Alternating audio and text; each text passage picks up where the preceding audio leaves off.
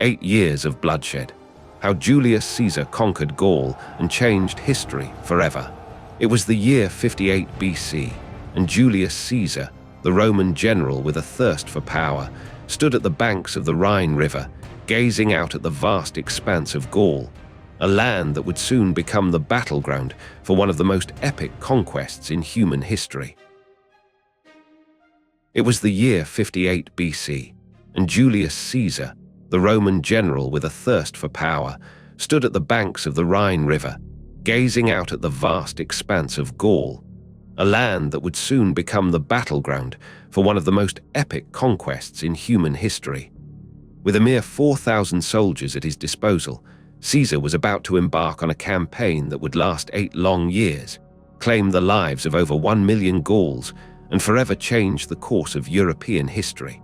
The question on everyone's mind was, how could one man, with such limited resources, hope to conquer a land that was home to fierce warrior tribes, treacherous terrain, and a population of over 10 million people? As we delve into the story of Caesar's conquest of Gaul, you'll discover the answer to this question, and it's more shocking than you think. The fate of Gaul hung in the balance, and the world was about to witness a display of military genius, strategic brilliance, and sheer force of will that would leave even the most seasoned historians in awe. Over the next 8 years, Caesar would face countless challenges, from battling fierce warrior tribes like the Helvetii and the Belgae to navigating the treacherous waters of Roman politics, where his every move was scrutinized by his rivals and enemies. But Caesar was no ordinary general. He was a master strategist, a brilliant tactician, and a charismatic leader who could inspire his troops to fight against all odds. As we explore the story of Caesar's conquest of Gaul, you'll discover the 3 key factors that contributed to his success: his ability to adapt to new situations, his willingness to take risks, and his genius for exploiting the divisions among his enemies. Pause, you'll learn how he used these factors to win crucial battles, like the Battle of Bibracte and the Battle of Alesia, and how he managed to hold on to power despite the numerous challenges he faced. And you won't believe what happens next, as Caesar's campaign in Gaul reaches its climax, and the fate of Europe hangs in the balance. Part 1. The Early Campaigns. Caesar's campaign in Gaul began in 58 BC, when he led his legions into the province of Narbonne, in what is now southern France. But what drove Caesar to launch this campaign, and what were his ultimate goals? The answer lies in the complex web of Roman politics, where Caesar was seeking to increase his power and influence by expanding Rome's territories and gaining a reputation as a brilliant military leader. With the Roman Senate breathing down his neck, Caesar knew that he had to act quickly, and so he set his sights on the Helvetii, a powerful tribe that had been making incursions into Roman territory. The Helvetii were a force to be reckoned with. They had a powerful army, a strong sense of national identity, and a deep-seated hatred for the Romans. But Caesar was undaunted, and he led his legions into battle against the Helvetii, using his characteristic blend of cunning and brute force to emerge victorious. The Battle of Bibracte, fought in 58 BC, was a decisive victory for Caesar, and it marked the beginning of his campaign to conquer all of Gaul.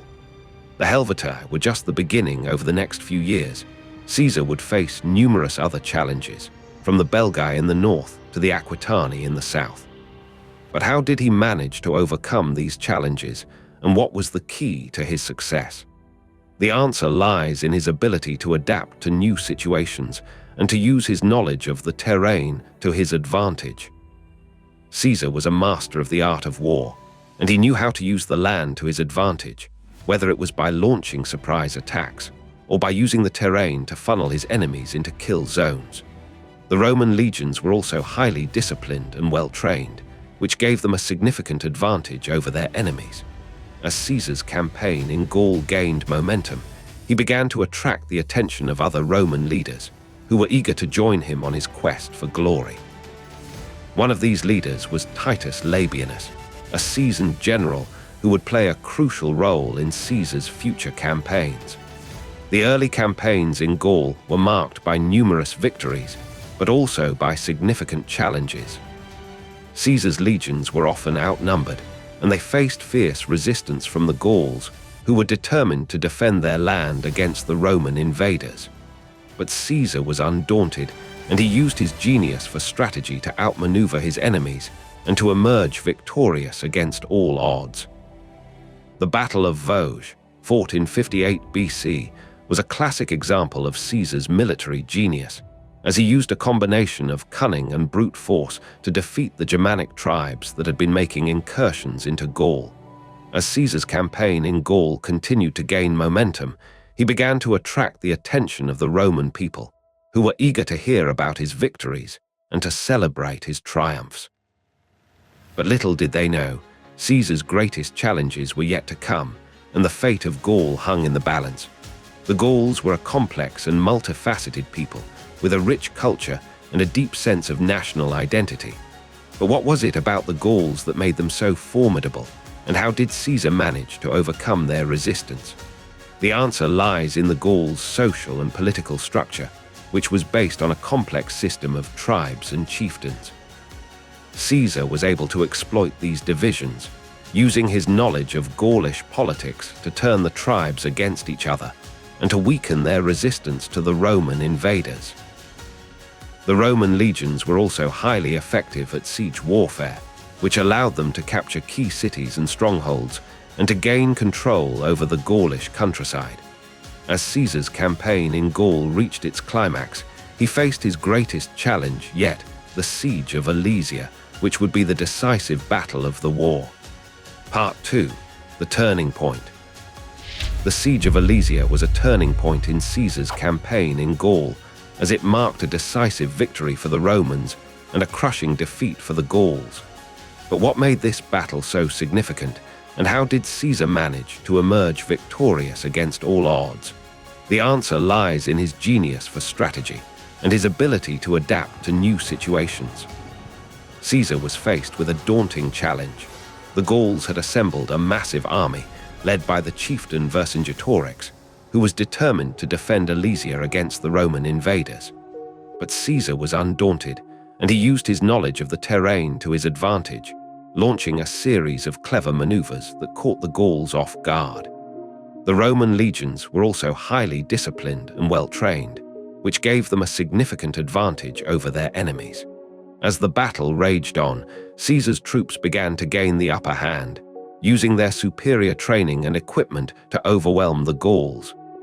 The Siege of Alesia was a masterpiece of Roman engineering, as Caesar's troops built a complex system of fortifications and siege works to breach the city walls.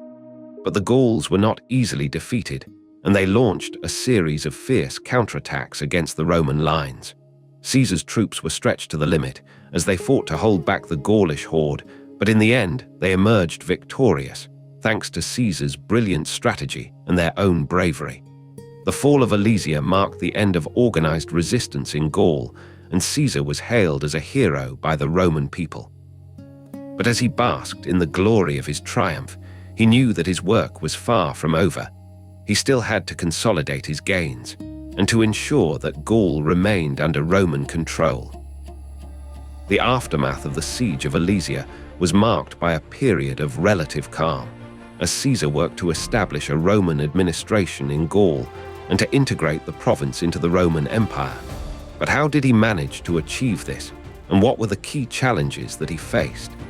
The answer lies in his ability to adapt to new situations and to use his knowledge of Gaulish politics to his advantage.